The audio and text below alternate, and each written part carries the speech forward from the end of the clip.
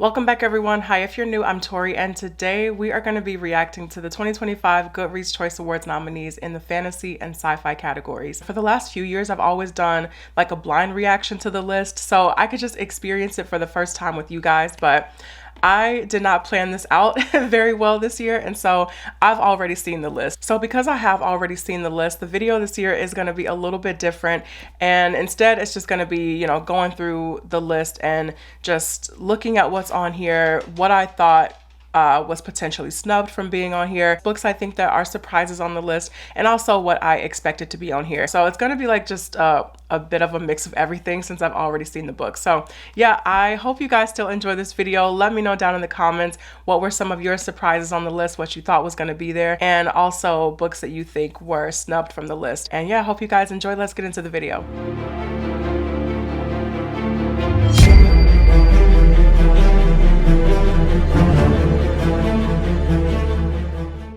All right, so let's go into the fantasy list first.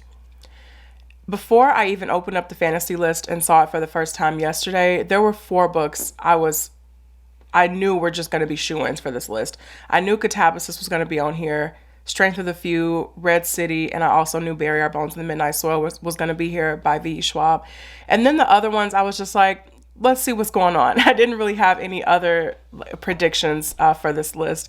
So let's actually just start up at the top here. So yeah, Catabasis, Strength of the Few, Red City. Yeah, got 3 of them already. Catabasis, I am going to read Catabasis maybe sometime in 2026. I have just not been in the mood for this book. I know it's a little bit different from Babel, but honestly, I think my dislike for Babel is kind of keeping me from jumping right into this book. So I don't know. I just want to let Catabasis sit a little bit, and I'll get to it sometime in 2026.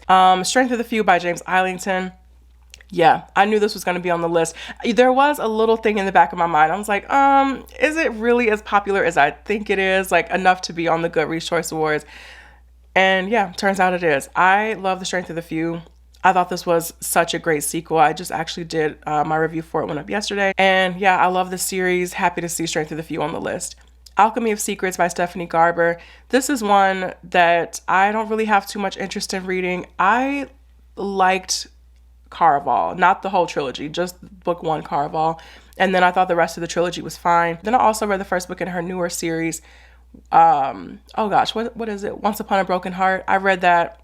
I didn't like Once Upon a Broken Heart. I know this is Stephanie Garber's adult fantasy debut, but there's something about it that is just not, I'm not quite on board yet. It's not quite selling me at the moment. And then yes, of course, we've got Red City here by Marie Lu. I loved Red City. This is still standing as my favorite read of 2025 so far.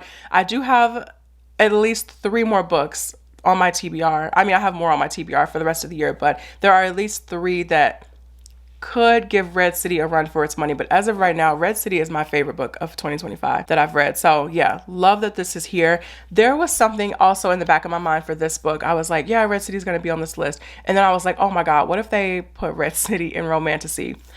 That actually would have made me really upset because I've been seeing this book start to be slowly marketed as Romantasy. I see it more on Book Talk, and it really is kind of grinding my gears a little bit. There's nothing, please don't take that the wrong way. There's nothing wrong with Romantasy whatsoever.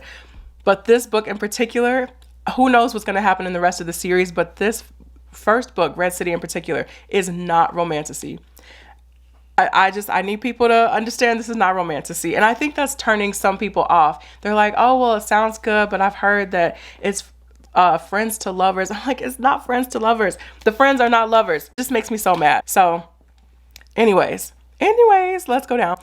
Everlasting by Alex E. Harrell. I have been seeing this around everywhere. I actually literally just picked up this book a few days ago. I was in the bookstore getting a copy of All That We See or Seen by Ken Liu.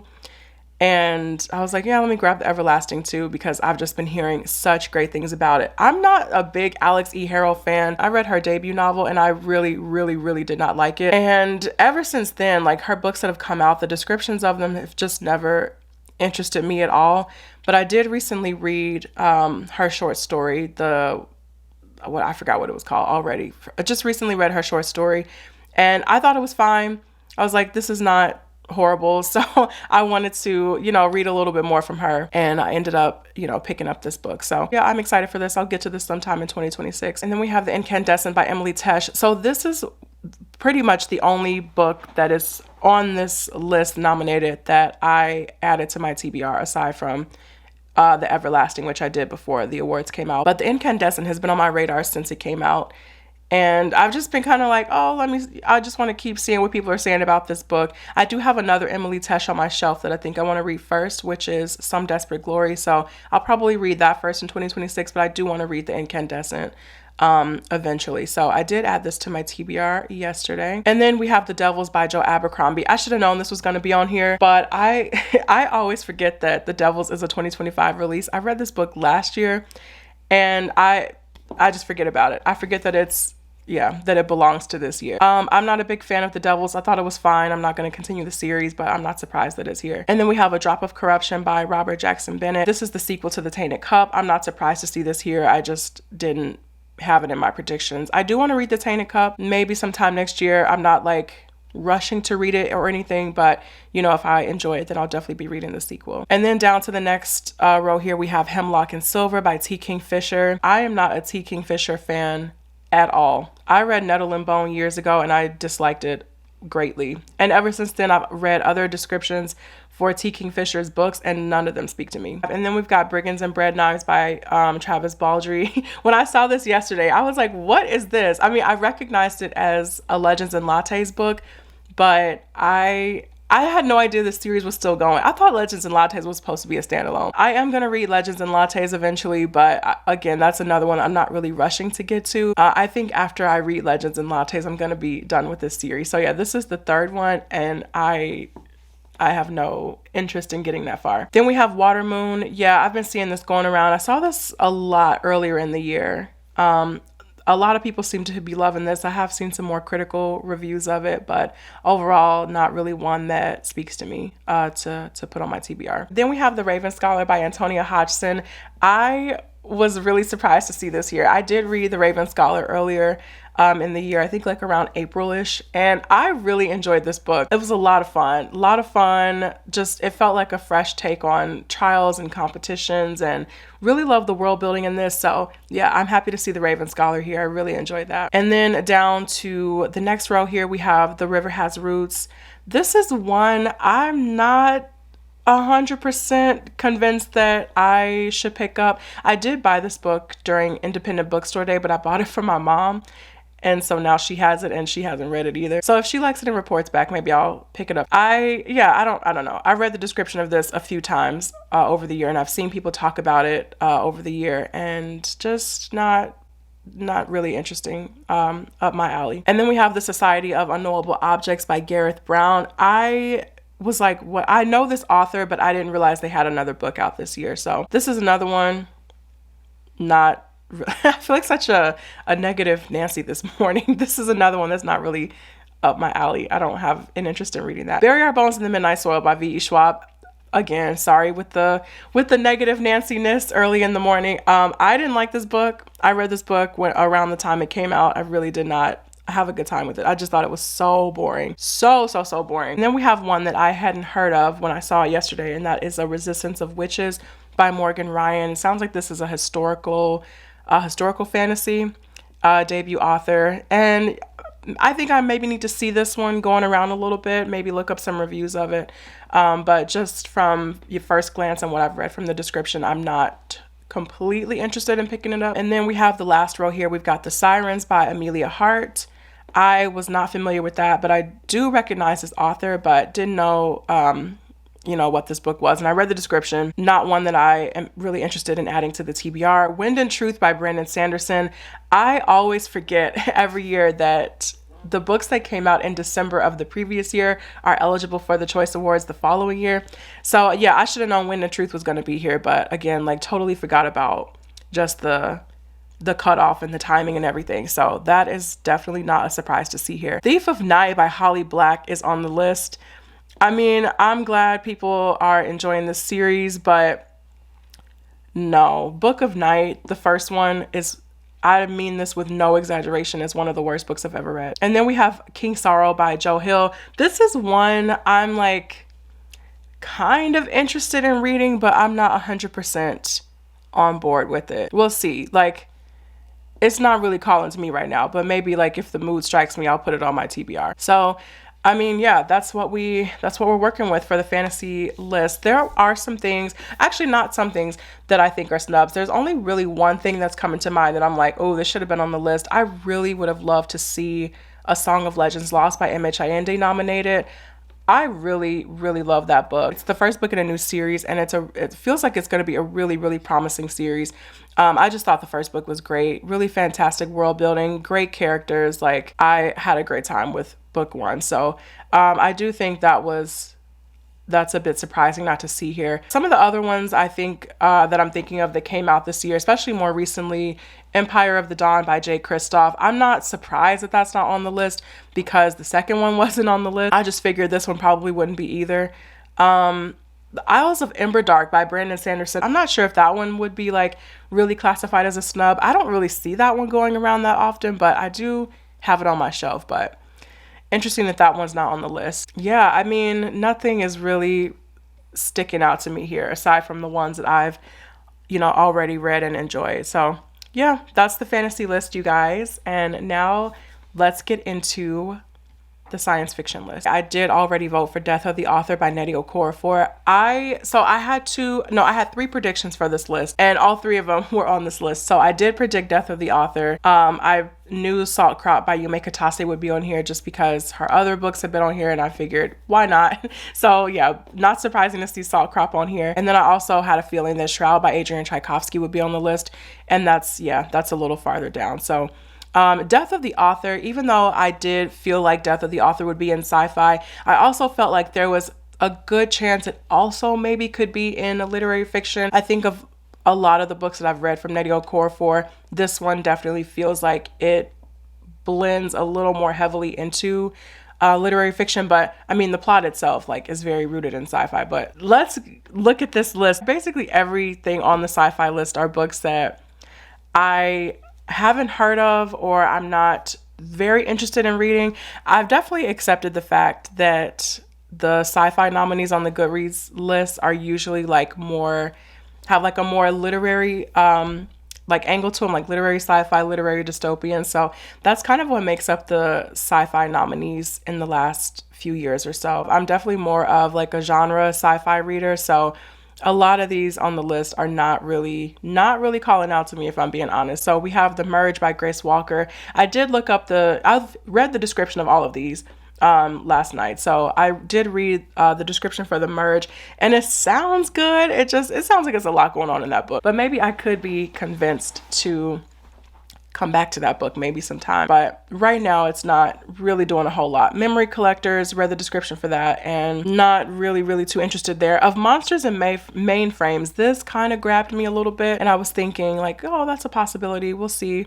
So maybe I could come back to that in the future. And then scrolling down here, we have, there are 2 John Scalzi novels on this list. That's why I was oh, there could have been 2 Sanderson novels on the fantasy list. John Scalzi is on here twice. So of this list, I am familiar with, the John Scalzi release. And then I've seen Local Heavens being talked about a little bit. So this one has had my attention since its release, and I might add this to my TBR. I'm not completely sold on the whole Great Gatsby sci-fi retelling of it all, but maybe I'll come back to that one. Dissolution by Nicholas Binge. Nicholas Binge, he's an author that I don't know. I know his book Ascension was nominated last year, but there's something about the descriptions of his books that are not 100% pulling me in.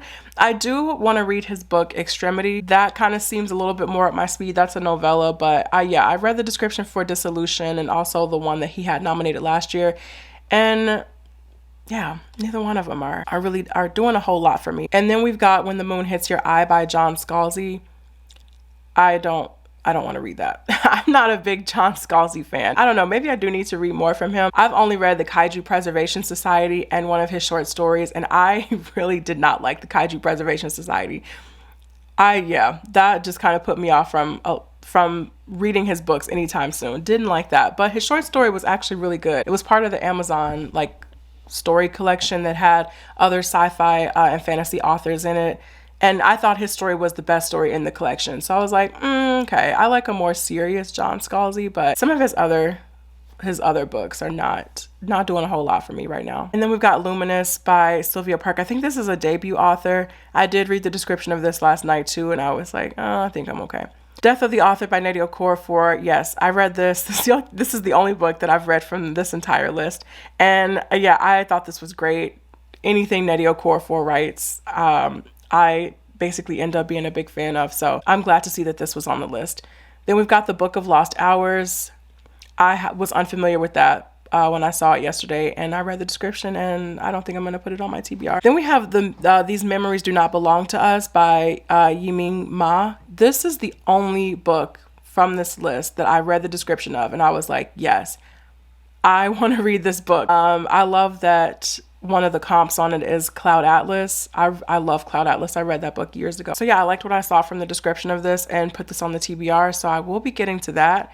Then we have The Once and Future Me by Melissa Pace. I have seen this one going around, but I feel like I've seen this in like more literary fiction circles going around. But let me know if you guys have read this and if I should read it. We got The Shattering Peace, another Scalzi novel, but this one's part of his Old Man's War series going on. And I haven't even read book 1 in this series. Will I read this series? We'll see. I think we've been here before.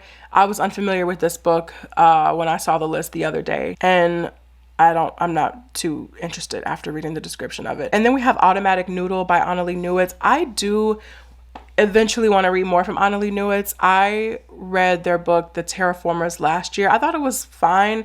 Like, I didn't come away with it with any big emotions in either direction. So I was just kind of like middle of the road, but I do have, I think, what is it? Autonomous on my shelf that I want to get to. So I am familiar with this author and what they're doing in the sci-fi space, but I read the description of Automatic Noodle and it said something about being like a cozy sci-fi. I was like, oh no, never mind. And then we've got The Dream Hotel by Layla Lalami. I've been seeing this one going around. I've heard good things about it. Let me know if you guys think that this one should go on my TBR if you've read it. On the last row here, we've got The Poppy Fields.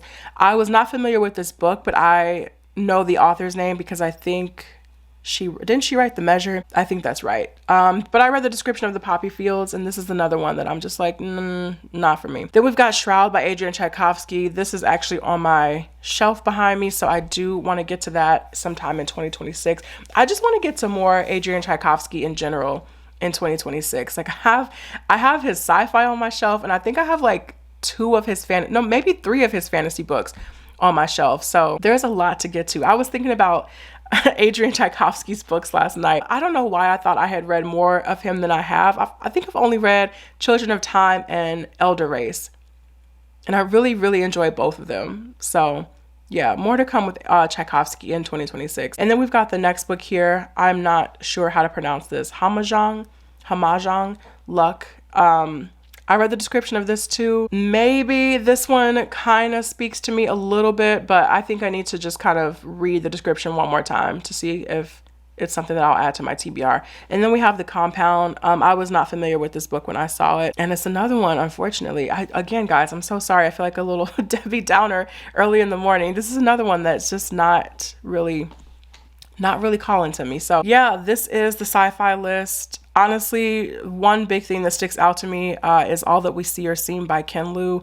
I would have really liked to see that on the list. There we are. Let me know what you think of the sci-fi list, guys. And then let's pop into Romantasy super quickly here. I'm gonna go so fast through this list. We've got The Night and the Moth by Rachel Gillick. I have been curious about this for a little bit. I don't know though if I should try Rachel Gillick's other books first, just to get like a taste of her work. But yeah, we'll see. I've heard really, really good, great things about Night and the Moth though this year. Rebecca Ross, I do want to read Divine Rivals, so maybe that'll happen in the new year. And then Direbound, Enchantra, I'm not familiar with either of those. Wings of Blood, not familiar. Our Vicious Oaths by Annie Davenport, that's really cool to see here. I am familiar with this new release that just came out. If you guys are unfamiliar, Annie Davenport, she's the author of The Blood Trials. First book is The Blood Trials, and I really enjoyed The Blood Trials. I had a fun time with it. The second book in the duology, it was fine. But overall, you know, I do want to read more from Annie Davenport, and I've been hearing really good things about Our Vicious Oath, so more to come there. This was surprising to see Emily Wilds here, because I feel like Emily Wilds has been in the fantasy category, and now they put, what is this? Book 3, they put book 3 in the Romantasy category, so that's interesting. Ali Hazelwood, yeah, I'm familiar with Ali Hazelwood, but I've never really, like, felt a strong desire to pick up an Ali Hazelwood book. Witch's Guide to Magical Innkeeping. Yeah, Alchemized has been everywhere. I cannot escape this book. I don't even know if I want to read this book. It's seriously been everywhere. Oh my God, the rating is still really high. 4.5, 74,000. That's crazy. The overwhelming majority of people have been just eating this book up. The next row here, I am only familiar with Immortal and Accomplice to the Villain. I recognize this as one of the Assistant to the Villain books. Let's pop into YA, sci-fi, and fantasy, see what's happening over here. So this is looking interesting too. The Floating World by Axie O. I don't know why I thought that was an adult novel. I feel like from what I've seen of it this year, I just was under the impression that it was an adult. I don't know what I thought. I forget I said anything. Some of these other ones in the row I'm not familiar with at all. Down here, I'm not familiar with any of these. Oathbound by Tracy Dion. This is awesome to see here. I need to continue this series. I love Legendborn. I love the first book. I thought the second one was fine. A little bit of second book syndrome happening, but Oathbound is one that has just been slipping down my TBR this year, and I really need to read it because I love the story. I love what Tracy Dion is doing with this story. So more to come with Oathbound. Definitely in 2026 for sure. I want to get to this book. Then we've got Breath of the Dragon here by Shannon Lee and Fonda Lee. This is actually on my shelf too. I definitely want to get to this one. I love Fonda Lee. I'll read anything that Fonda Lee is attached to at this point. So I definitely have to read that. And then the other two here, I'm not too familiar with these. And then down here, Fearless. I know this is a Powerless book. Yeah. Oh, it's book 3. And then down to the last row here, guys, we have Sunrise on the Reaping. This might be my unpopular opinion. I have no interest, zero interest in continuing on with the Hunger Games books. I know this is technically a prequel, and so was Ballad of Songbirds and Snakes, but I don't know. I have no interest in reading these. For me, my love of the Hunger Games is the 3 books and the 4 movies. I don't know. There's just something about the Sunrise on the Reaping, Ballad of Songbirds. It's not really speaking to me. The interest is not really there. And then of the last 3 that we have here, I am only familiar with Heavenly Tyrant. I know this is the Iron Widow series. I think eventually I will read Iron Widow. I just am not... The interest is not like super high right now, but it is a book that's been on my radar for a while, so maybe I will get to it soon. And then I'm gonna just peek in horror. I mean, I peeked in horror yesterday, but yeah, we love you, Bunny. I do still need to read Bunny. Bunny has been on my shelf for years at this point. I do want to read Buffalo Hunter Hunter by Stephen Graham Jones. I just want to finally get into Stephen Graham Jones. I think I am gonna start maybe with The Only Good Indians and then read Buffalo Hunter Hunter, but I've been wanting to read Stephen Graham Jones for a while now. And then some of these other books, yeah, I'm not familiar with any of these really. Grady Hendrix, I'm not a fan of Grady Hendrix. Possession of Alba Diaz. I've been seeing this one going around. The interest is there. Like, I could see myself picking this up like maybe spooky season next year, because I have been hearing really, really good things about Alba Diaz. And then yeah, The Bewitching by Sylvia Moreno Garcia just recently came out. I am kind of curious to read this. I've mentioned this before. I'm very hit or miss with Sylvia Moreno Garcia. Like, I feel like every other book that I pick up from her, I end up loving, and then the ones in between, I'm just like, no. Oh, it's funny. I did see, just really quickly in mystery and thriller, I did see that John Mars was nominated in the thriller category, and I was like, thank you, finally. Every year they put John Mars in the sci-fi category, and it really makes me upset. And I'm happy to see him back where he belongs. So that's all I have to say on that. King of Ashes by S.A. Cosby. I do want to read this. I want to read more S.A. Cosby in general. I just read my first Cosby book a couple of weeks ago, which was All the Sinners Bleed. I enjoyed it overall, and I was like, yeah, gonna read more from this author. We Are All Guilty here by Karen Slaughter. I've read a couple of Karen Slaughter books, and they've both traumatized me, so might as well read another one. So that's it, you guys, for the fantasy and sci-fi categories. Let me know your thoughts on these lists. Like, what are we thinking here? What was snubbed? What are you surprised is here? What, just let me know all your thoughts on this. I don't know. I'm kind of indifferent this year. I'm happy to see Red City, Raven Scholar, Strength of the Few on these lists, but yeah, again, a little indifferent to both to both lists this year. Probably more so than I was last year. I think last year I was a little more annoyed, but this year it's more of a feeling of indifference. I'm just like, yeah, okay, that's interesting. I actually don't know yet what I'm gonna vote for in the fantasy category. I think I am gonna vote for Red City. Don't get me wrong, I absolutely love Strength of the Few, but Red City, like I can't lie, Red City is my favorite book that I've read in 2025. So I think I'm gonna vote for Red City. So yeah, that's it for me, you guys. Thank you all so much for watching this video. I really appreciate it. Let me know all your thoughts down in the comments and we'll chat about it down there. I will see you in the next video, but until then, take care.